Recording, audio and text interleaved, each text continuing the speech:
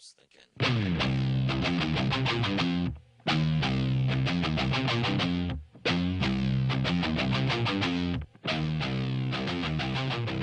To pick up the tips of the middle lines,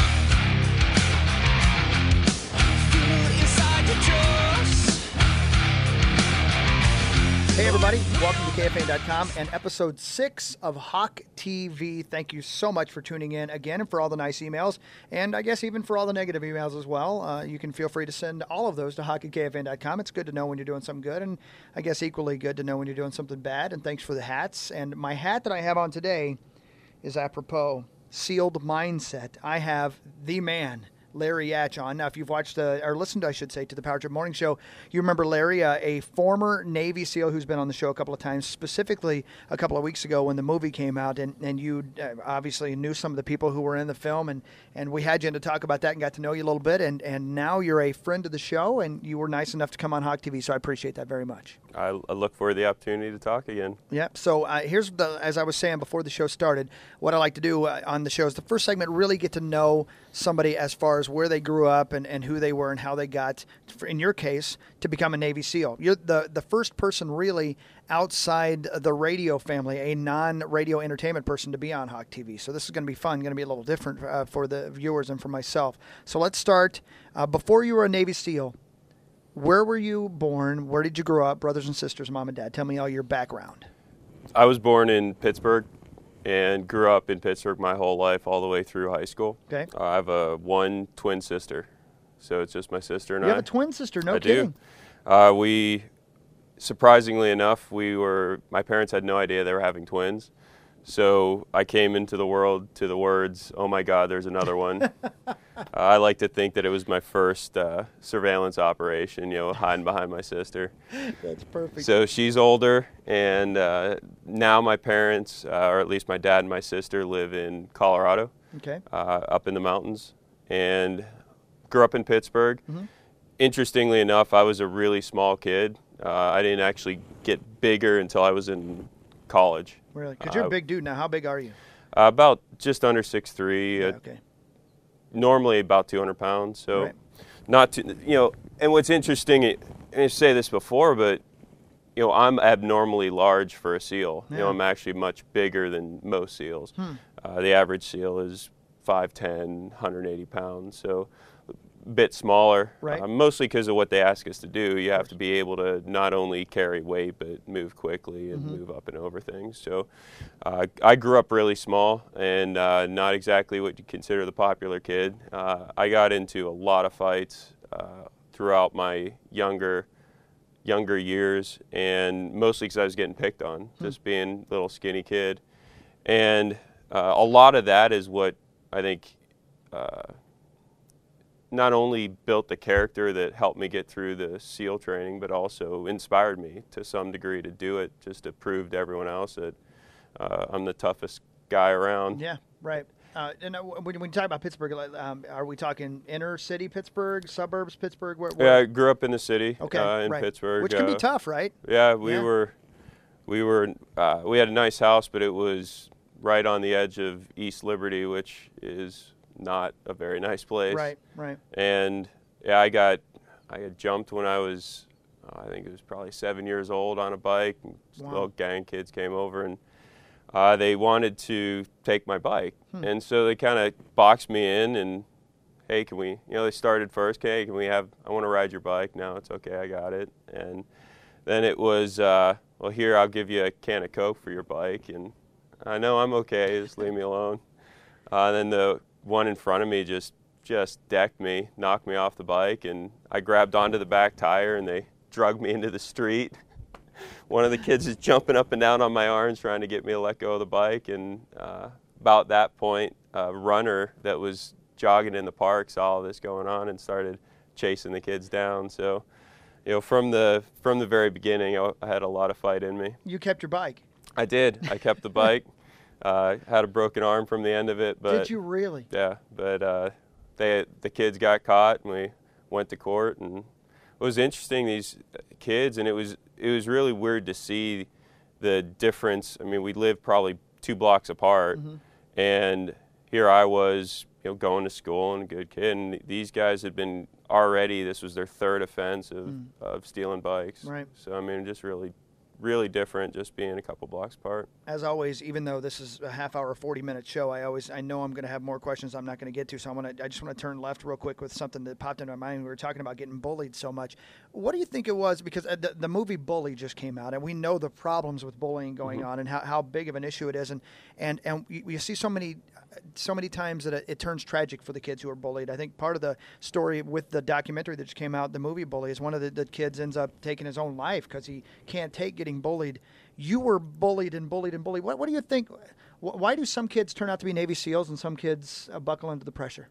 Well, I think a lot of it comes down to the same reason as started my SEAL training class with 121 guys, and we finished with 11. So some people can do it, some people can't. Right. Everyone's made up differently. Sure. One of the things, and this ties into what we're trying to do with Sealed Mindset as well. The whole goal of what we're doing now is to allow people to stay safe, to protect themselves, protect their families.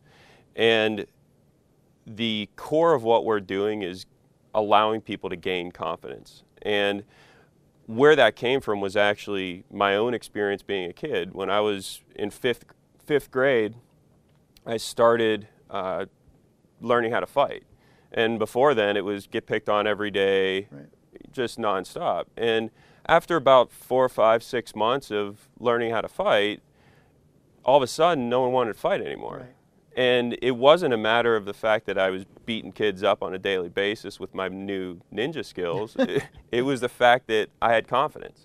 I had the confidence that came with learning what to do, practicing it, experiencing it in sparring, and knowing that if a situation arises or if someone was picking on me, well, I'll take care of it. And human beings can sense that. And if they do, they aren't going to put themselves in a position to get hurt. So all of a sudden, when you're the most prepared for a situation, you're least likely to need to use it. And so to me, that's the core of what we're doing I'm very clear in what I say is I'm not giving you confidence. I'm providing you the opportunity to gain it. Right. That's something you have to earn. It's not something that I can teach you. And that, learning to defend yourself, that kind of confidence is the kind of confidence I think that can guide you through the rest of your life as well. I mean, you said it on the show, and it's something that stuck with me, but you carry yourself a different way in every situation when you legitimately believe in yourself. And I think that goes across everything. It does. A lot of what I've accomplished since going through the SEAL training has nothing to do with the training that I received. It was with the mindset that I gained from that experience, knowing that and being proven over and over again that if it's humanly possible, I can do it. Just knowing that allows me to attempt things and persevere when it gets hard because I truly believe to the core of my being that I can do it. But how many times, and again, I'm jumping all over the place and I'm mad at myself already, but how many times did you get in a situation when you were on an assignment, let's say, where nobody had ever done it before, but you still had to do it? That had to happen a lot, right? Quite often. Yeah. I mean, that's one of the main reasons that they don't really call the SEALs for the easy jobs because they have other people that are less trained to do those things. So generally, most of at least the bigger operations that we would do always started with no one else can do this. And they condition us through our training to not only believe that if it's able to be done, we can do it, but also to look at things in what I consider a lateral thinking method. So most people think in straight lines. And an example would be, at least on a kind of military example, is you're assaulting a beach and there's a bunker with guys in it with a machine gun raking the beach. Okay.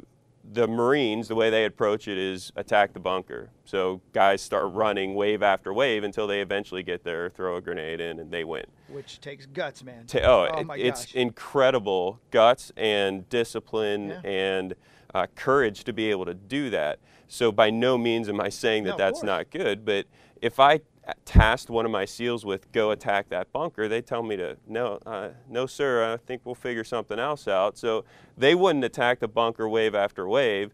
They would go steal a Jeep, find a truck, bribe a pilot with a bottle of Jack Daniels to go drop a bomb on it. And that's what I mean by lateral thinking. It's not a direct approach to it. So you said my SEALs because you were a lieutenant. You had your Yes. own team essentially, right? Yes. Right. And which team was it? We know so much about SEAL Team 6. Which was your Right. SEAL team? Mine was 3. You had SEAL Team 3. And saying SEAL Team 3, that's a number of platoons. So the okay. way the SEAL teams work, you have the actual team, which is the whole unit, the command. Under the team, you'll have task units, generally 2 task units, and each task unit has 3 to 4 platoons. A platoon has about 16 SEALs in it. Each platoon is broken up into 2 squads, Okay. and each squad is broken up into 2 fire teams. So it goes 16 SEALs in a platoon, 8 SEALs in each squad. Each squad is broken up into 2 4-man fire teams, and then each 4-man fire team is broken up into 2 shooter pairs. So by the time your body failed you, essentially, which is what happened, Yes. yeah, right, and why you're a former Navy SEAL now, you had ascended to the point where you commanded an entire team. No, I was too junior to Okay. command an entire team. What I did at SEAL Team 3 was command a platoon. So I commanded 16 guys, Okay. and then a task unit, so 2 platoons. And then I started a new command. So started off with just myself, 3 guys, 3 SEALs. And then we expanded that, and I built it to 300. So right before it got commissioned as a new team, where I had to hand the reins over to a more senior guy, I had about 100, 150 people under my command. Let's go back to little Larry Yatch, who held onto his bike and got his arms broken Yes. because he didn't want to give it up. Did that kid know he wanted to be a soldier? Not necessarily a Navy SEAL, but had you always wanted to be a soldier? It was 2nd grade, saw Top Gun, decided I was No going to be a kidding. fighter pilot. Yep. And I was not only being small, but I was a bit of a dork, so always a bit of a nerd. So saw Top Gun, decided I wanted to be a fighter pilot. Got the book, The Right Stuff, read that cinched the deal. And in that book, all of the astronauts and fighter pilots went to the Naval Academy. So by the end of 2nd grade, I decided I wanted to go to the Naval Academy. And then fast forward, right after high school, went to the Naval Academy. And it was actually 7th grade when a friend of mine gave me a sweatshirt that said Navy SEALs on it. And unlike today where SEALs are commonly known, everyone knows what a Yeah, of SEAL course, is. yeah. Back when I was in 7th grade, no one knew. No one knew what a SEAL was. You just didn't hear about them. So what I had done was I got this sweatshirt, and I think it was because the Charlie Sheen movie had come out. Yeah, I remember. But I was too young. My parents hadn't let me see that movie, so I hadn't seen the movie. And what I did was went to the library, found a Vietnam-era book on Navy SEALs, and I was hooked. What's interesting is I didn't tell anyone, because being 5'2" and 100 pounds in high school, you don't go around telling people you're going to be a Navy SEAL. So I didn't actually tell anyone until it was my senior year in high school, and I'd gotten into West Point, the Army's academy, and gotten into the Naval Academy. Okay. So I had to make a decision, Army or Navy. And at this point, I had glasses, so I couldn't fly. I just everyone thought I was going to go be a pilot. So I was sitting at dinner with my dad, who was very supportive, and really my whole desire to serve came from him being in the Marines when he was younger, and really just changed his life from being, he would have been the guy stealing my bike when he was a kid. Right. So he had always put a sense of service towards me. And we're sitting at dinner, and just, so what are you going to do? Army, Navy, what do you think? And we were talking back and forth, and I remember saying, well, Dad, you know what I really want to do is I want to be a Navy SEAL. And kind of took him a bit by surprise, and very supportive. So it was like, that sounds like a good idea, but I think you might be better suited for maybe nuclear submarines or something else, something like that. And that really cinched the deal of, sure, yeah, okay, Dad, I gotcha. So then it was, he was a Marine, so I said when he was younger, so I think I want to be a Marine, and he's like, sounds good, go to the Naval Academy. So it wasn't until my sophomore year at the academy that I ever told another person No kidding. that's what I wanted to do. Well, let's stop there and take our first break. And when we come back, let's get into what it took to become a Navy SEAL. Hell Week, right? That's what it's called. Yep, it's one of the steps. For a good reason, from what I'm told. We're talking to Larry Yatch, Lieutenant Larry Yatch. Can I still call you Lieutenant Larry Yatch? Or you're always going to be a lieutenant no matter what. Right? So, yeah, okay, gotcha. And he's a former Navy SEAL and a super badass, and he runs Sealed Mindset. Check it out online. We'll break. We'll come right back. Thank you for watching Hawk TV.